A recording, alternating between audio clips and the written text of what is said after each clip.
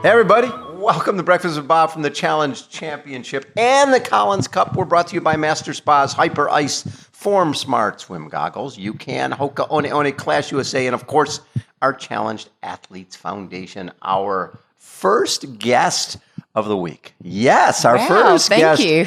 Three-time Ombré Man champion, Carrie Lester, who is a part of Team International. Very exciting. How you doing, Carrie? I'm doing well, Bob. Thank you.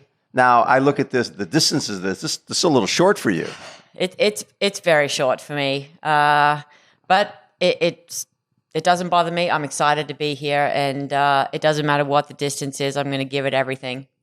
You know, what I love about this is you've been involved with this pretty much from the beginning. You and Scotty Felipe's when Charles Adamo said, hey, this is what I want to do, and I mean, to actually see it happen. Because it's been, what, 5 years or so? Yeah, it's been years in the making. I think when did we sit down in that first meeting room in Challenge Bahrain? 2014? Oh my God, you're right. Yes, I was actually there. That was when the PTO, really started coming to fruition. Right. Way back then. So we've watched it just slowly form and, get momentum really over the last couple of years in particular. Right. I mean, the last 12 months. For sure. And to a certain degree, while COVID is never a positive for any obviously all these events not happening, but to a certain degree, it showed the athletes that the PTO was here for them with maternity leave and paying bonuses and things like that when there was no racing. Yeah, I think we saw a lot happen over the last 12 months in the development of the PTO and what they're really, truly doing to support our athletes. They are doing it. Right. And that's what I think a lot of people, athletes and fans of the sport were, a little bit hesitant to kind of accept the PTO in, along the way, because it was all just talk, and we're making it happen. Those that are on phone calls and working endless hours to make this happen, it is happening. It's great. What's fascinating is going way back. I mean, I've been involved since the early 80s, and that's pros were talking then. We need to organize. And the problem was, I always looked at it this way. If somebody was doing well, Dave Scott, Mark Allen, Scott Tinley, if they were doing well, they didn't need a union. They didn't need an organization because they were doing well. And the people who weren't doing well, those were the ones who wanted there to be some organization. Right. Then the people who were sort of getting ready to retire wanted to run the organization and get a paycheck. So everybody had their own little vested interest, and I think the reason PTO has been successful is Charles and the group. Everybody has been. It's been about the sport, right? It wasn't about this will serve my needs. It's been about we need this sport to be successful now. We need the pros to be stars and make a living, a good living, so that the next generation gets into the sport. Is that the way you look at it? Exactly. That's exactly how I look at it, and I think. Charles and just everyone in the organization has really been able to point out and show how much we need change in the sport. Right. We need something different, and we need athletes and organizations to come together to be able to make that happen. And it's happening. It's happened slowly, and I think more and more people have got on board with it, like we said, over the last 12 months when we saw events like Daytona happen. Right. And Miami. And then Miami. But just the talk amongst the athletes and that promises that have been made have been met. We're all here because of this organization. And actually prize money being added to existing events. And that's exactly right. They've stepped up when races were canceled during COVID. There were obviously a lot of races canceled. And they were willing to step up and put money into smaller events, smaller local events that were able to go ahead. Right. So that it would give pros an opportunity to go and race at those events and just, make as much money as they can, because in those times when races aren't happening and sponsors are also struggling to, make their payments to athletes, there's no money, there's no money in the sport, unfortunately. So they stepped up, and it's going to be a great showcase on the weekend. So since you are our first person, we're going to give people sort of the basis. We have 3 teams, right? We have the international team, we have the European team, and we've got the U.S. team. And your team, you have yourself, Jeannie Metzler from South Africa, Paula Finley from Canada, Teresa Adam from New Zealand. Such a cool mix of women. And then your captain's picks, Sarah Crowley and Ellie Salthouse. So the women's team is pretty powerful. It is, and it's funny because at first we kind of got bagged a little bit about our team not being very strong, and I was talking to my husband Scott about who's in our team, and he said, you guys actually might have a chance. Right. I said, I know, because if you look at these names, everyone on our team is a very well established female athlete, and so the athletes on the other teams, there's just so many good women and men in our sport. You can't discount any team, and you never know what's going to happen still in the matches. You have to race each other. It's a different format that we aren't used to. Right. So, well, and if you lose a match, 3 points, 2 points, 1 point for first, second, third. So it's not really you want to keep the distance close, right? Because you don't want people to get bonuses. But the reality is that on any given day, anybody can knock off anybody, right? Because it's 100%. one-on-one. Yep. And it's like I said, it's a format that we aren't used to. No, nobody's You're ever only done it before. racing 2 other people, which is it's interesting. Yes. Are you going to be able to get away from that person? Right. Where are you going to be able to do some damage, during the course of the race to those other 2 people? It's really interesting. Well, and we don't even know who we're matched against that's what I mean. yet, that's the which other is thing. another interesting thing. I thought it was going to be the number 1 seeds from the 3 teams and then the number 2s.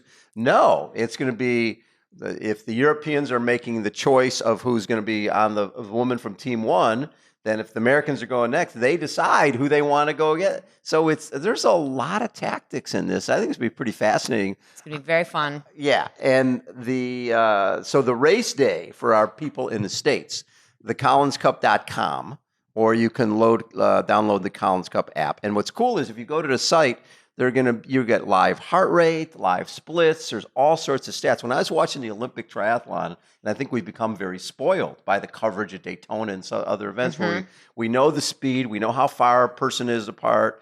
We're watching the Olympics. You had no splits. You had no idea how fast anybody was going. You felt sort of like, where's all the detail? And they're going to be doing that. They're in Collins Cup coverage. Well, the team that's working in the background to showcase this, they're going to make it interesting for those watching. So they're going to do and show whatever they can show to get the viewers involved and really kind of make it exciting. Yeah, so the broadcast will start at 6:30 a.m. Eastern time. All right, and the women will go off at 7 a.m. And this is this Saturday the 28th. And every exciting. 10 minutes, I think we're going off. And the women are first.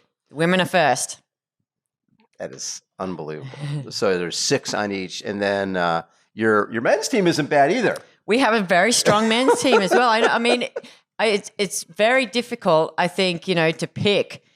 Well, the captain's picks, that would have been very difficult to pick people to add to the teams that were already automatically qualified, because like I said, there are so many good athletes in our sport. Right. If you were lucky enough to get an automatic qualification like I was, that's great. But if you didn't make the team, or you're waiting for the captain's pick to make the team, it's really tough because there's just so much competition. Everyone's such great athletes. All of the teams have amazing athletes. Well, it's funny because when everything first started, I was like, the Euros are just going to kill everybody, right? Because you're You never starting out with know. your. Well, I know you started out with going, okay, like, number 1 in the world, Daniela Reef. They do number have a 3, very strong team. Annie Hogg. Number 4, Charles. You can't Lucy discount Charles how Barkley. strong their team Number is. 5, Holly Lawrence, and then their captain's choice are Kat Matthews and Emma Pallant Brown, who only happens to be one of the hottest people on the planet right now. She's been winning everything. So yeah, and then they've got Frodeno, Gustav, Patrick Lange, and Joe Skipper. But I don't know. I look at the Americans, and you start adding in a Taylor Knibb off of a silver, I know. and Katie Zafaris off of a bronze and silver. The thing that is most intriguing to me is that there's so much conversation, right? Because there's not betting, but there's you can go on and put your picks in there, right? There's contests on who's going to get the best the best number of choices. And at the same time, then things are changing. We had Chris Leiferman, who was supposed to be a captain's pick, and he's out. And now Andrew Starkowitz comes in. That changes things. Yeah. Now you have a powerhouse on the bike for the Americans. I think it's just, I mean, all of the athletes are great. I think it's going to be even more interesting when we actually see who the matches are. Oh, no question. I mean, at this point, we're doing appetizers, right? We're doing exactly appetizers.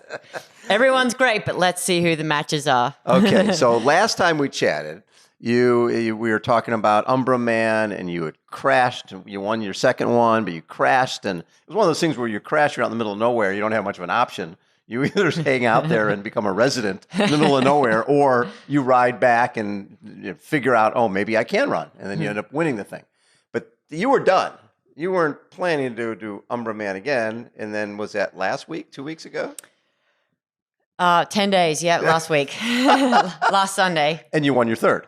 I won my third Ombré Man. Wow. And for our viewers who don't know what Ombré Man is, because I think this is one of those diamonds in the rough. People don't know about how cool that is. Well, one $25,000 prize purse is pretty good. Yeah, it's a French Ironman distance. Yeah.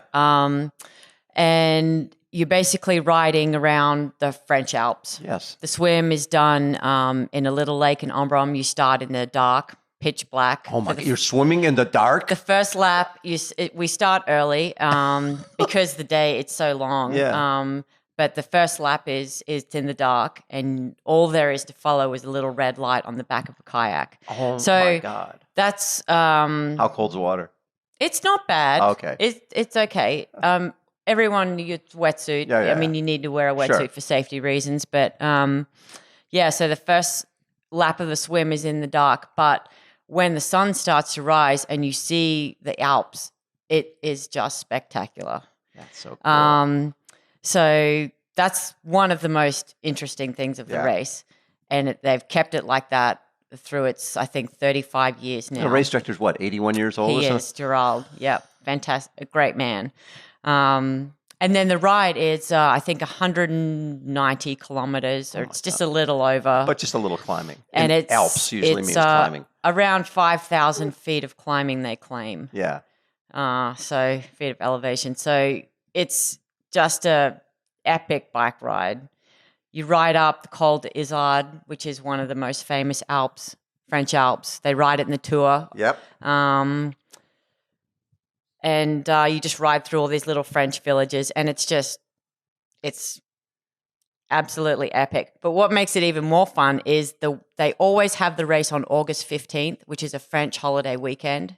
So it doesn't matter. So it doesn't matter Tuesday, what day it is. Wednesday. It doesing matter what day August 15th is. That's when the race is. But it's always just crazy with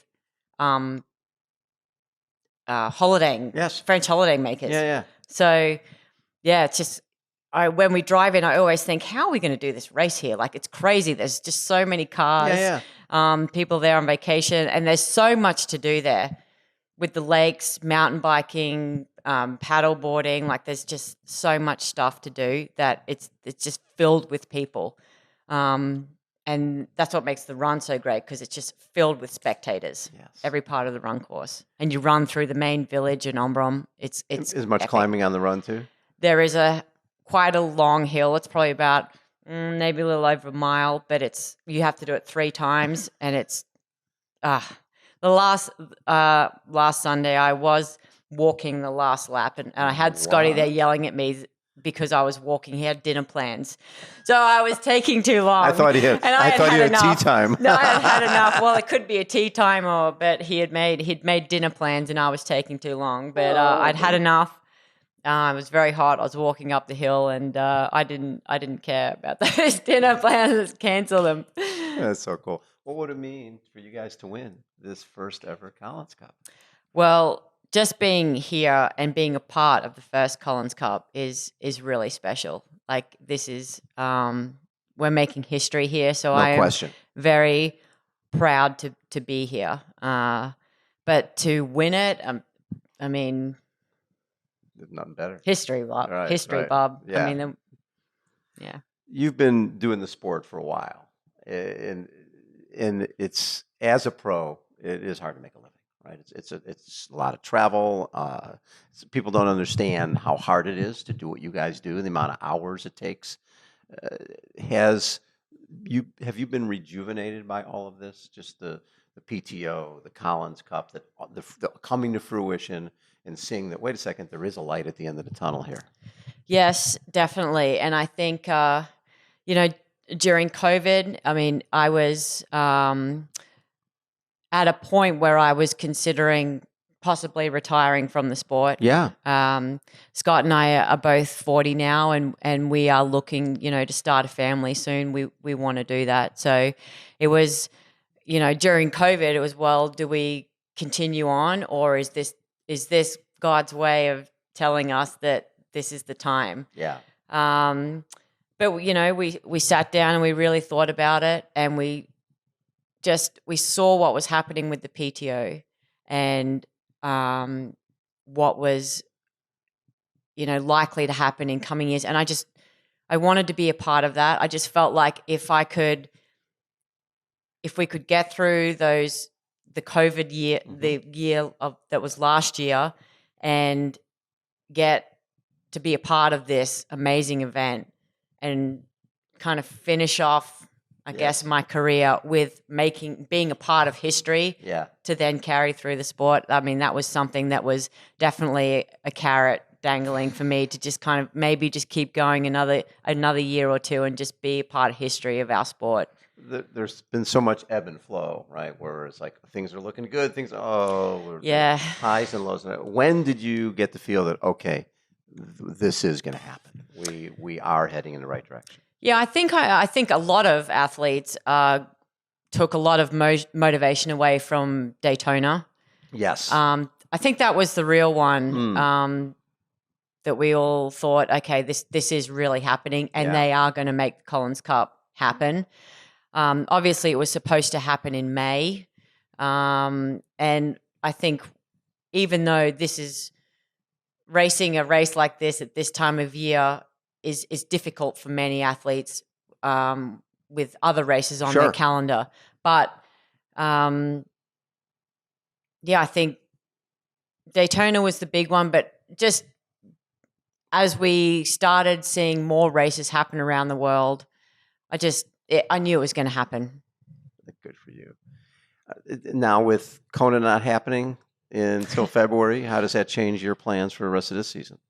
Yeah, it's definitely disappointing. I think Scotty was also disappointed because he has seen the amount of work that, I've been able to do over the last 6 months when, back in December through to March, I was in tears a lot, in training sessions where I just felt like I wasn't myself, and I didn't know if I was going to be able to get back to that kind of form that I was in at the end of 2019. Oh my God, you were on fire. Motivated, I was in probably the best shape of my career, and then to not be able to continue that in 2020, that was kind of a real blow for me, and I was not so much depressed, but I was really I didn't know which direction we were going in, and it probably took me from March through to June to really kind of find my feet again, and feel like I was actually, myself, and putting workouts together that were resembling what I had done in 2019. So Yeah, I think I don't even remember what you asked me now. With I was going Kona off on another tangent. Kona being moved to Oh, February. the Kona, yeah. So that's disappointing in that all of that work that I fought for is I'm not going to be able to show that in October. But there's other races that I know are going to go. Well, I'm sure that are going to go ahead, and fall races. So I'm just going to do those, and I'm going to try and keep the motivation going through to February, and we'll see what happens then. But I am not letting what I have done and what I fought for go to waste. So I hope that I'm going to show it at some race in September or October or November. I love it. Again, we've got the Collins Cup on Saturday coming up, August 28th. You can watch live on thecollinscup.com. Download the Collins Cup app. The women take off at 7 a.m. East Coast time, and the men start at 9 a.m. East Coast time. Again, Breakfast with Bob from the Challenge Championship and the Collins Cup. Thanks, everybody, for checking us out. And hang on. We'll be right back.